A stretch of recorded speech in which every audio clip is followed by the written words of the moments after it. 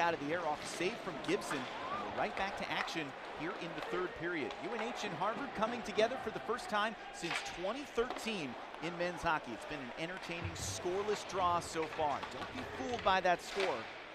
It's been hard-hitting, end-to-end hockey.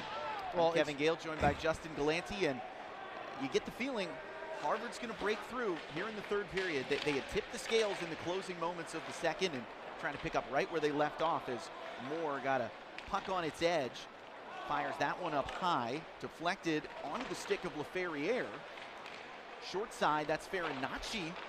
Robinson reaching out, trying to reel that puck in. Backhand chance. Robinson committed to the ground. High side, Moore, and the puck's turned over. Great grab by Pearson. He skates it the other way, and that was much needed for UNH. Certainly was, and Kevin, it was funny, between the first and second periods, they played on the board here. Highlights from the last time New Hampshire was here in Cambridge, which was 2010. That was a 7-6 Harvard win. I don't think we're getting to 7-6 tonight. No, certainly doesn't feel like it at this point. There was a time when these two teams shared the ECAC conference. Now UNH in Hockey East. Ooh, there's a stick up high. No call from Chip McDonald, looking right at the action. Cronin took one right off the mask. Looking for a turnaround chance. Stevenson lines it out toward the high slot.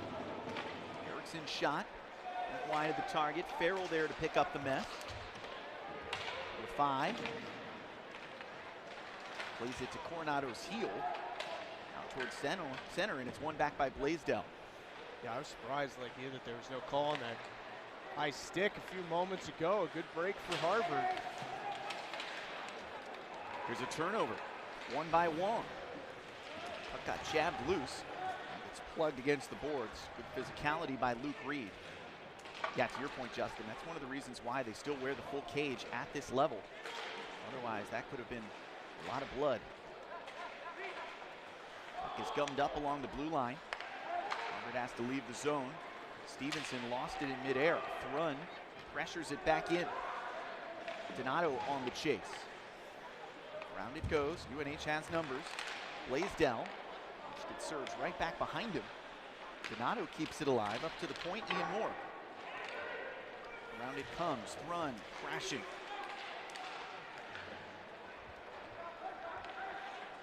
Played through Will McKinnon, the captain, wearing the C on his sweater. First off the near boards. Jack Donato picks up the loose puck.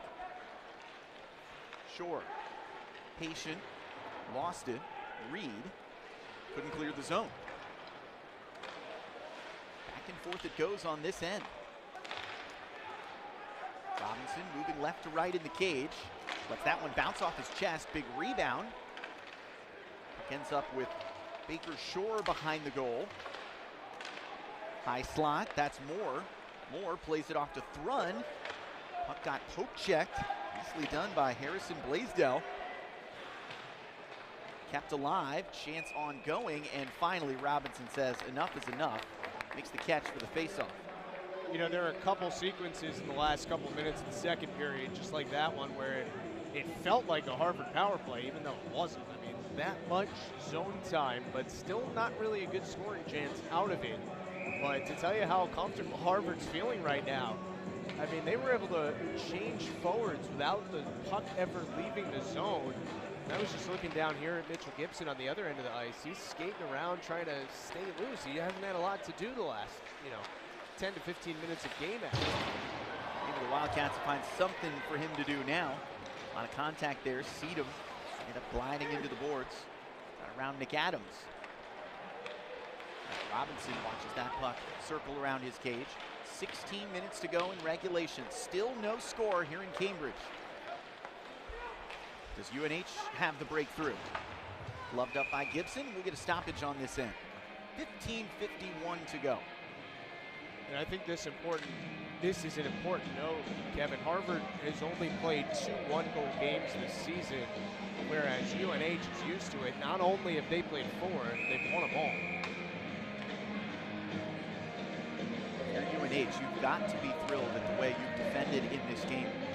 The Wildcats very confident in their blue liners and their forwards to drop back and absorb defensive zone time.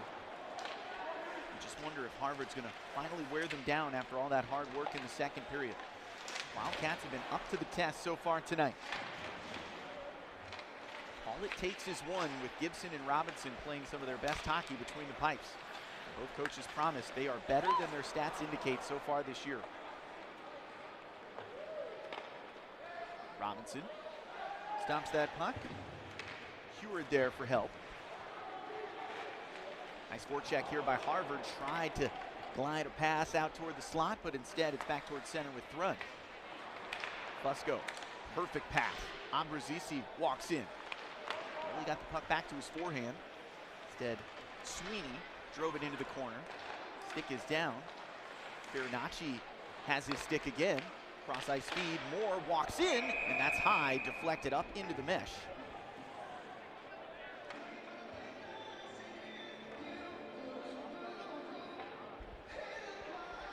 Teams will make a change here. Some tired legs after another long shift. This second line of Ambrosisi, Farinacci, and LaFerriere have generated some quality chances. It was a good shot block, a real good stick. As it looked like, you know, Richel's got deked out a little bit on the delay on the shot, but was able to reach his stick back and come up with a block. Only 7 shot blocks in the game for UNH. That hasn't really been a theme of the day, but that was an important one. Harvard actually leading in that category. The Crimson have 11 blocks. Off the end glass. Moore gives chase. One back by Ambrosisi. People outside the program didn't realize he was battling an injury through much of the preseason for Harvard. Skipped the first exhibition. Didn't get back to a full workload for the regular season opener against Dartmouth on October 29th. Harvard has the shot advantage now, 23-17. Will the offensive zone work pay off? Rafai, nice control. Aaron pass towards center. Plucked by Angaris, and Crimson turn him over. Ward on the forecheck now. F1 trying to force the turnover and forces the icing instead. So I'll bring the face-off back down the sheet with 13:47 to go here in the third period. UNH back home at the Witt tomorrow against Holy Cross. Team from Atlantic Hockey. Crusaders have a women's team competing in Hockey East, climbing up the ladder at the national level, and this is a busy couple weeks for the Wildcats against teams from the state of Massachusetts between November 19th and December 4th. It's all teams from the Commonwealth: UMass, Harvard, Holy Cross, and BU. Holy Cross just gave it to Brown pretty good in their last game, so won't be easy tomorrow. Holy Cross under new head coach Bill Riga came from a long stint as the associate head coach at Quinnipiac, a program trying to turn things around.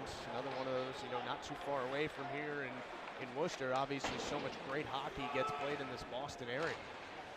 Learned from one of the great coaches here in New England, Rand Pecknold, longtime head coach for Quinnipiac. They feel like they can win the ECAC this year. I mentioned the transfers they picked up as well, including Oliver Chow with his freshly minted national championship ring from UMass.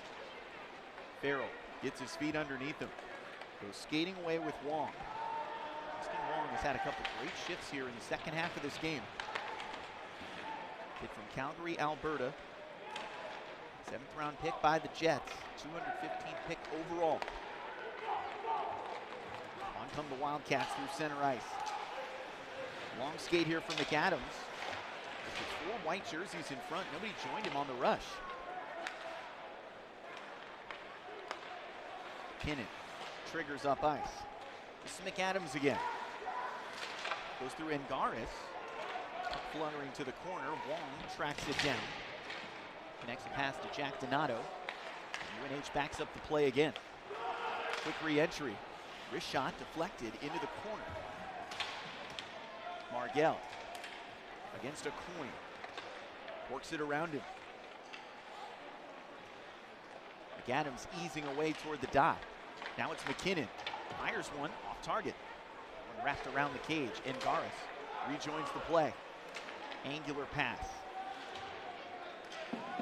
Margell inside the circle for the alternate captain, Eric McAdams.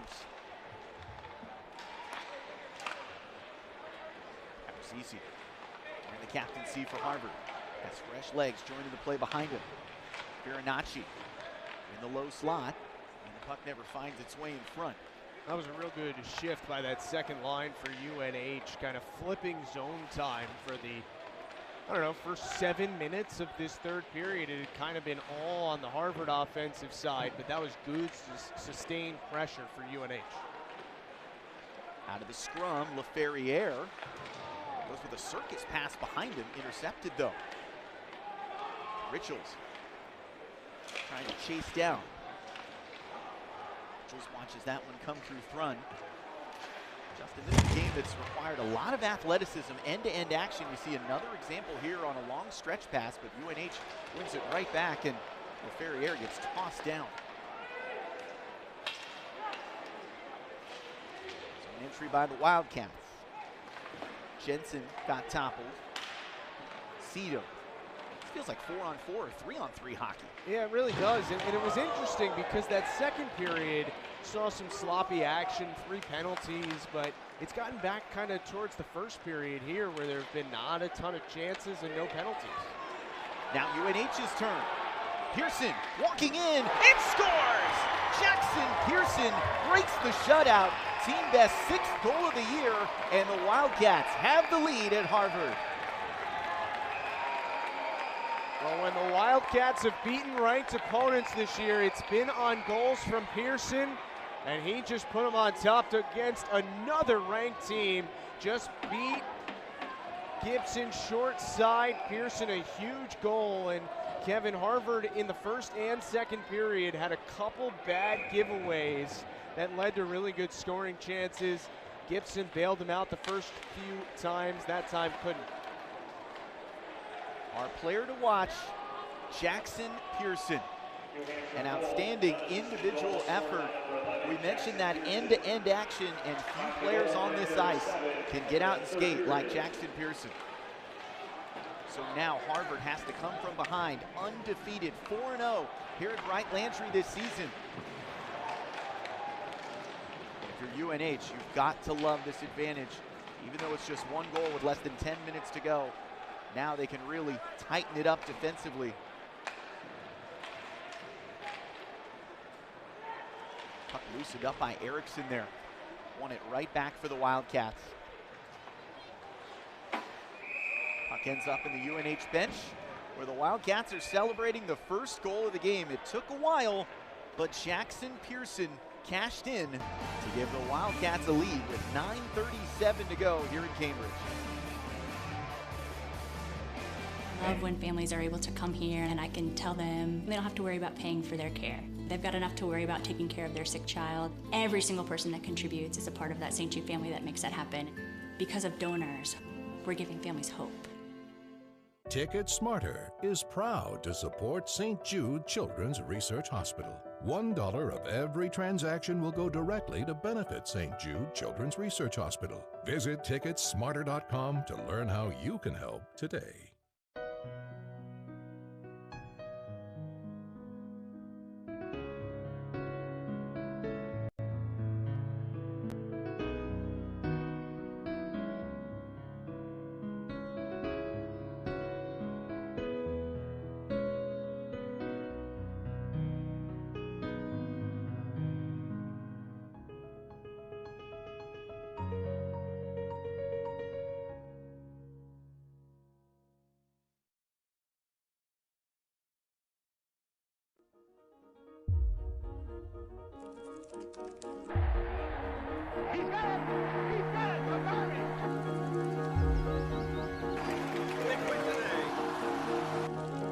The shot, the score! And the Crimson are going back to the NCAA tournament.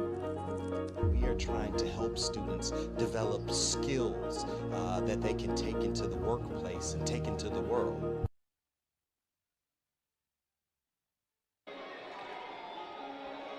Scoreless no more here at Harvard as UNH's Jackson Pearson skates away for an unassisted goal. Already with 3 game winners so far this year. Could this be the 4th? Yeah, it certainly could. And as you said, New Hampshire, a very defensive team, Kevin. So they would love nothing more to pack it in for 9.5 and try and get out of here with a victory. Harvard's so capable of scoring not just once, but a couple times to maybe tie and take the lead here. But you start getting that pressure on home ice where you feel like you've had possession and the better scoring chances all night. And if it hasn't happened yet, when is it going to happen? You just have to keep with the fight. UNH is winning more faceoffs here in the 3rd. Farinacci sent that one high over the cage. Around it goes and all the way back down toward Mitchell Gibson in net. The lone shot that's gotten by him. He's made 17 saves on 18 shots. And it's a world-class finish by Jackson Pearson, senior from Zionsville, Indiana. His head coach called him the team MVP, no doubt. Wildcats looking for more. McKinnon's shot is frozen by Gibson for a faceoff. Yeah, Pearson now with 6 points in his last 4 games. And yeah, he's gonna have to have a really big year if UNH is going to put together a successful run in Hockey East. It's interesting. I mean, some of the results have been really, really good for UNH this year. I mean, if you wipe out a trip to Arizona State where they were outscored 10-2 in the desert in 2 games, it's been a pretty, close to, it's been a 500 year, and it's been a lot of close games that could have gone either way for the Cats. Arizona State made a trip out to Harvard a couple seasons ago. Johnny Walker and the boys showing off their new program in the desert at the D1 level. UNH has also tipped the scales at the faceoff dot. Now a 25-22 advantage for the game. Given away. It's Shore. Shore plays it back to the point. Slap shot goes wide of the target. And Seedham laid into that one and back into neutral ice. Seedham backed up the play well. Two-way work here in this 3rd period. The junior from Madison, New Jersey.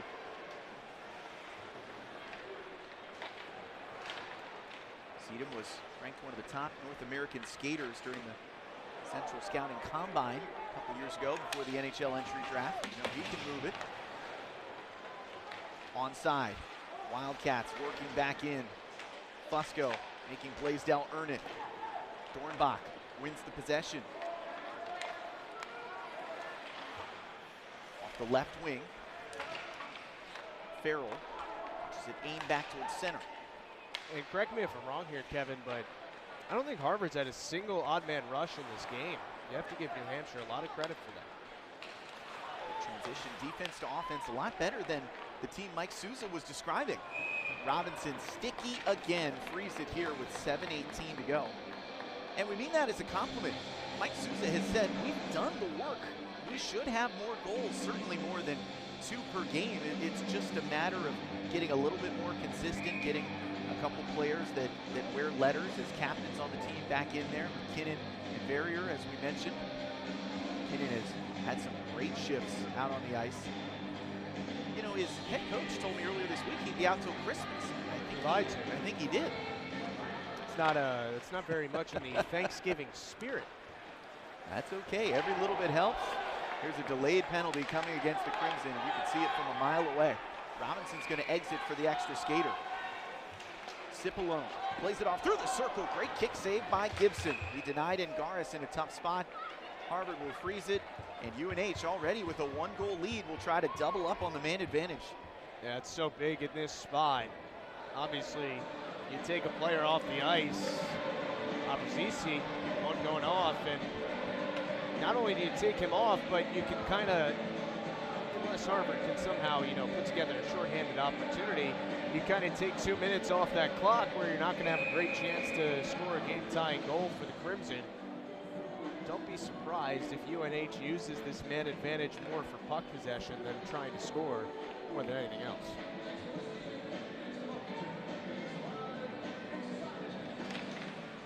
UNH 0 for 1 on the power play in this game.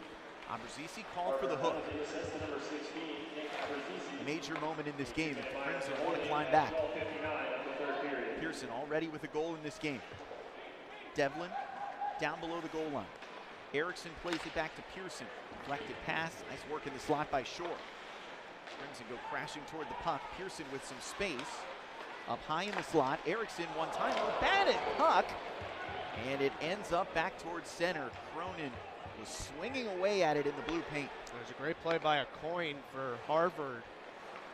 Not only did he swipe it away from the net, got it all the way out of the zone. Farrell clears it. Coronado trying to jump on top for a shorthanded chance, but UNH recovers. Back in come the Wildcats. Gibson nicely played. Stops the action with 6:09 to play and 1:09 left on the power play. It's a good stick in the neutral zone by McAdams, as it looked like, as you said, Coronado might have a chance to break away shorthanded. And back on the other end, a pass kind of got through everyone, and a good thing Gibson was aware of a bunch of bodies crashing in on the net. Otherwise, it just covers up.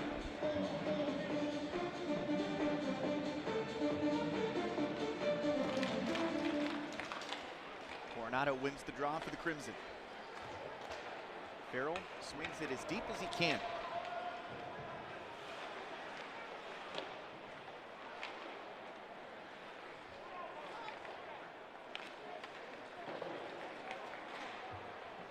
Wildcats chip it in.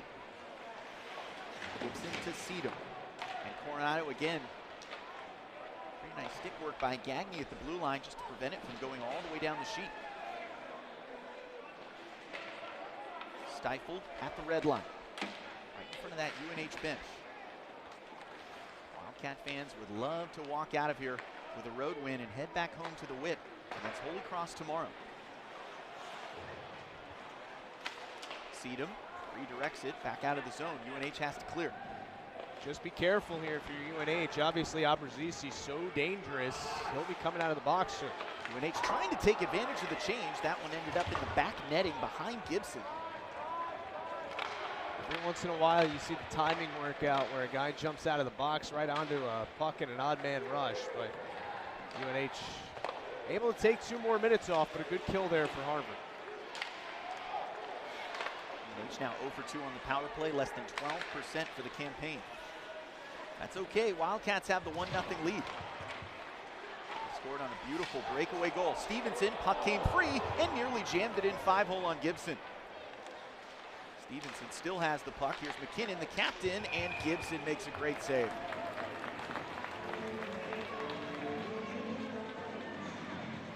Harvard shrugs off another opportunity by UNH, and time is melting away here on Thanksgiving weekend for a comeback. It's funny because, you know, all night we've talked about how UNH has felt this year, as get another look at the save by Gibson, that Coach Souza for the Wildcats has felt like his team has done the work to score more than it has, right? Wouldn't you say tonight Harvard has done the work to not have no goals at this point in the game? It's just been a good goaltending performance and some bad bounces for the Crimson. Pearson plays it backwards. Cronin lost it.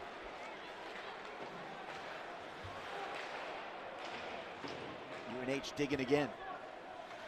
Right back in, Pearson. Farinacci. It's plugged against the boards by Devlin. Now Sedum. Puck hopped over his stick. Farinacci ahead to Jack Donato. Donato got turned around in front of his own bench. Puck is free. Cronin secured it. Back through Gagne. Head coach promised us he'd log a lot of minutes tonight on defense, all leaguer in the USHL, so he came in with a lot of experience when you mentioned a lot of other players at the collegiate level were sitting last year. Coronado got the puck picked from behind. Carson Richels has been a handful tonight, sophomore from Ham Lake in Minnesota. Kicked away by Gibson. Shore around Donato. Puck stayed in the zone for the Wildcats. And Garis, aimless pass behind Richels. Now Wong skates it away.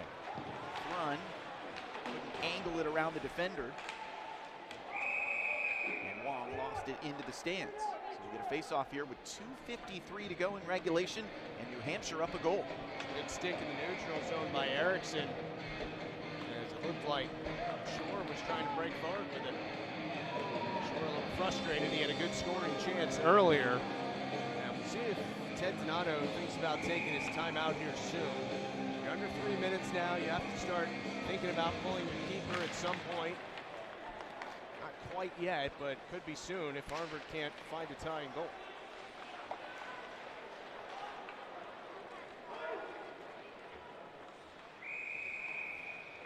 Icing and a face-off coming in front of Gibson.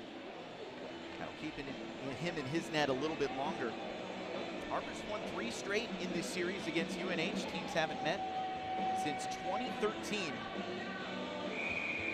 Despite an uphill climb on the road here for the Wildcats, who felt like Harvard had the individual skill and the goal-scoring punch to potentially win this game, the Wildcats have done good defensive work, backed up on their end, and Voracek has been aggressive. Harvard hasn't gotten enough possession time, but now they'll get some quality possession on the man advantage with 2:36 to go, and this has flipped the script completely. That's a bad penalty. That's interference in the neutral zone against Gagne, and there's just not a lot of reason for that. It's away from the puck. It's not in a dangerous area.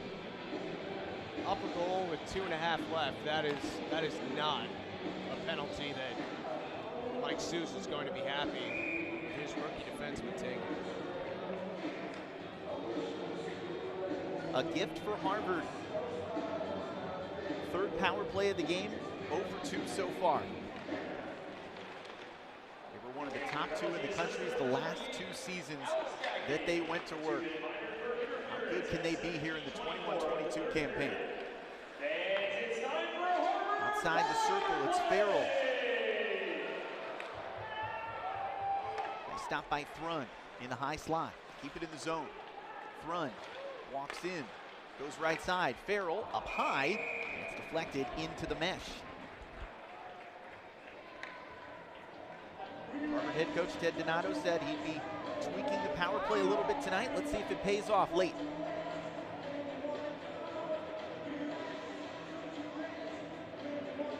And here, time this low in the game, I mean, you're not trying to design that perfect shot or that perfect play. You just have to put pucks on the net and hope something can get by Robinson, because nothing has all night.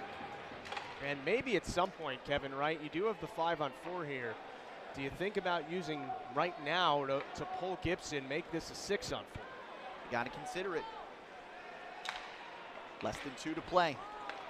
This will be the Crimson's final home game in front of their fans until January 2nd.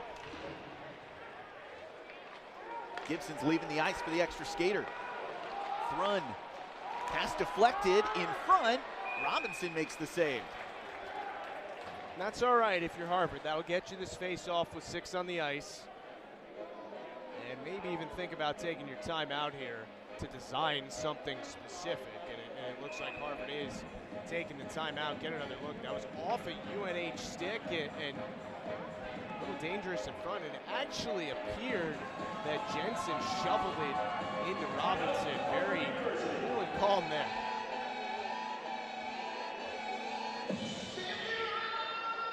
Ted Donato taking this opportunity to gather his team around. He's going to go to the whiteboard as we look at the upcoming schedule. We mentioned that Commonwealth upcoming schedule, Holy Cross, and then a home and home against the BU Terriers. Talk about another team that's young, trying to get into form after a lot of injuries to some captains and leading scorers of their own.